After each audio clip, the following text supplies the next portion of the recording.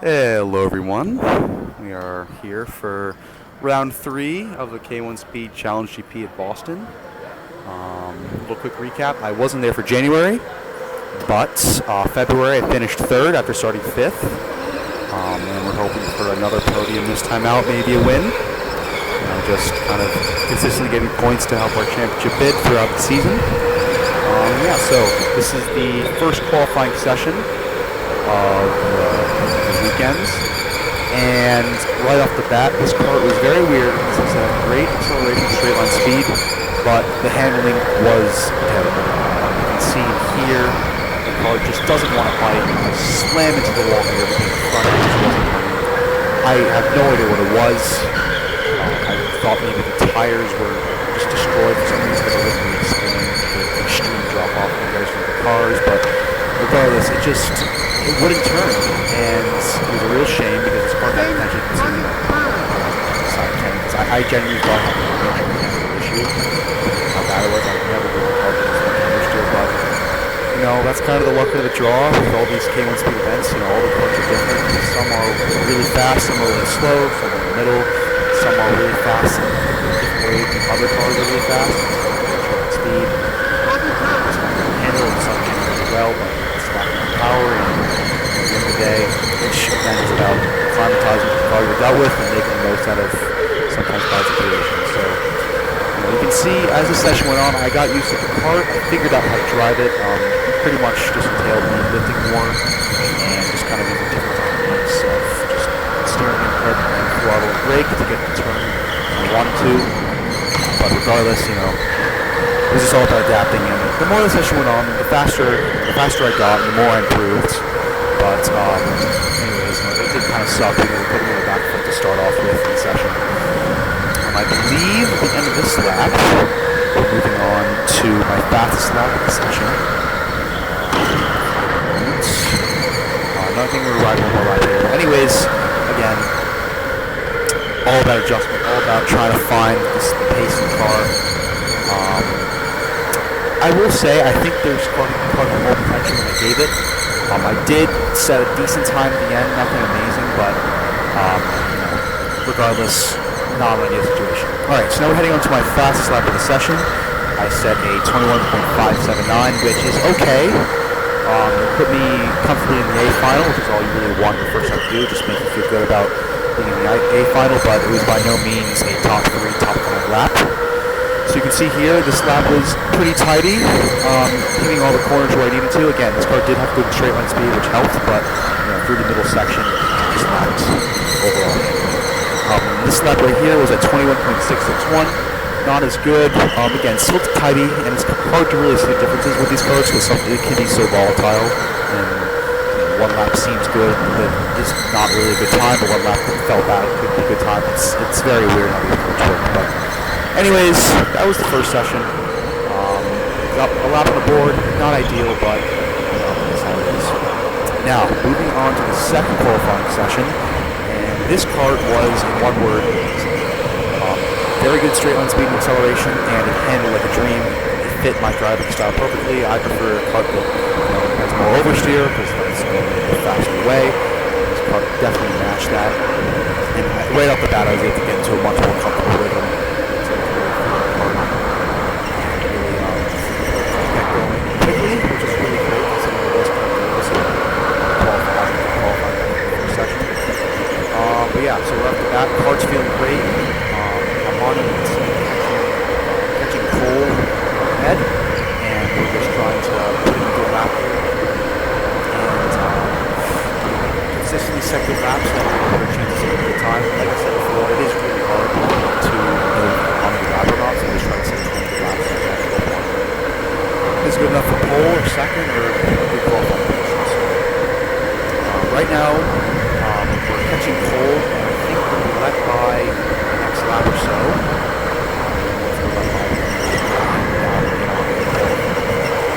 You can just see we're sleeping in this car much better. That hairpin I kept missing so long. Besides that, my driving is in this final corner.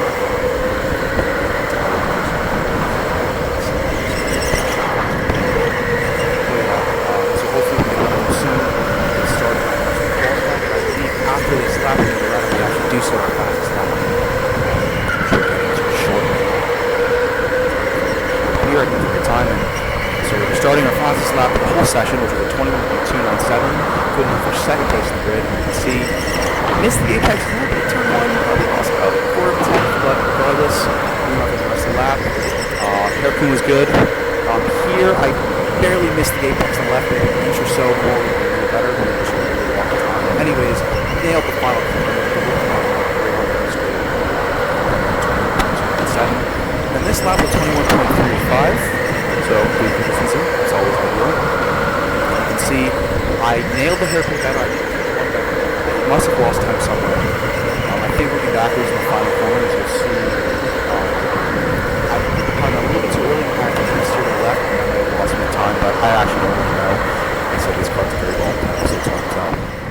Anyways, moving on to the final race. We are starting P2. With Benjamin up in front of me, very quick. He's hit a 21.227, so a whole half a tenth faster than me, which in these cars is a lot. And it's gonna take a lot to be able to pass him. It's especially when you get to the really good guys. It's one thing to catch, it's another thing to overtake it. In these cars, it's almost impossible if the person in front knows how to defend. It's only really possible to overtake if the other car, if the person has a bad car or some mechanical failure or makes a huge mistake. So, the whole goal is just to put the pressure on him, maybe force him into a mistake and look for an opportunity. But we're just gonna see what we can do. Giving you the thumbs up, ready to go. And yeah, trying again. My strategy is always to kind of take it easy in turn one. You don't want to ruin your race in one lap. But anyway, green flag waves and we're off. Going into turn one, Luke, who's behind me, gives me a little bit of time. Anyways, I thought about setting up the inside, and I thought about fighting for the second place, but I wanted to the back down because I didn't want to get past the behind me. I just kind of and you can see we actually ended up probably doing the smartest move. Kept real close to Benjamin this time. Anyways,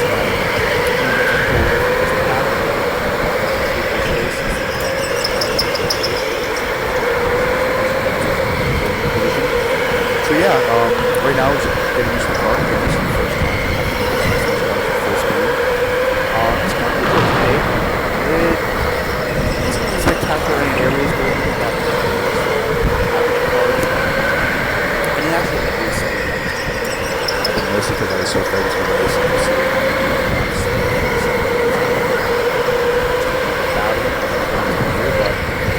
Yeah, so right now we're closing in on Luke.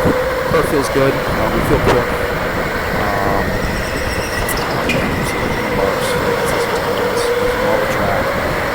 You'll see here though, that particularly at that time, but the biggest place we lose time in this race is really at the time we want to reach the village. It's a lot of the line. Scrubbing speed by the way I was driving, but it wasn't really but we go up inside, we look very close to descended up the inside, alongside him, which is selling. Anyways, up in second place, which is really good considering that's where we started. And now I guess my only goal is to kind of focus on maybe catching and Benjamin up in front. But honestly, he's so far ahead and he's already fast enough that he's extremely able to catch up to him. But really at this point, although I'd like to catch up and obviously with the win, it's really not focus. We're just trying to bring it home before we got to the weekend. Cruise to the finish line. These are actually my best laps of the race. I believe I said 21.538 around here. These laps were all in the 21.6s, which is great. However, you'll see as these laps go on, I'm starting to notice the car is getting easier to drive, which sounds positive. These cars are only needs down power. Once you're down on power of the car, you can take the solid inspection. It's just a much smoother ride, which is not normal. So I start to notice that I'm not really pulling away and moving. For some reason, I'm driving down, not driving down, I'm not making mistakes. The car just starts to feel slow. It starts to feel easier. So Luke, you can't see it just yet. Still ahead, still managing to gap in. I can see out of the corner of my eye, Luke was actually getting much closer. He's pretty much right behind us. It's not looking too good. It's not closer than how now, which is going to get worse. Actually, looking back at the time machines, my time's dropped almost this whole entire second for the last 5 laps of the race, which is mostly in part to me, number one, also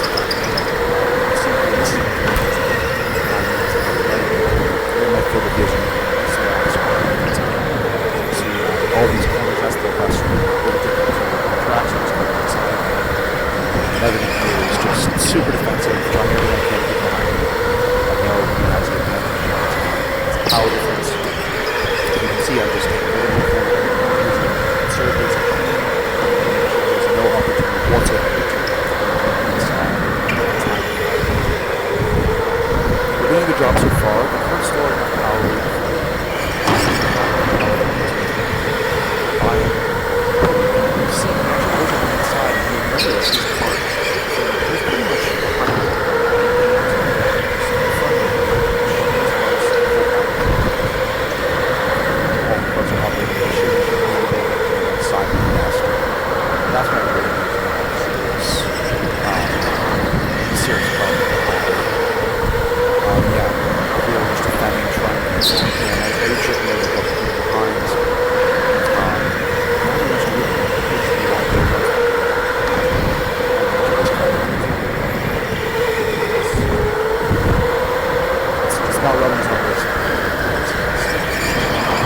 Driving well, but no one was really able to see. Out of nowhere, pull a good move here. Unfortunately, a little wide and technically speaking, at that point, the corner had it. Anyways, you can see White Flag's waiting on the final lap. And good sort of line, forcing me out wide and moving to the other side. Really unfortunate.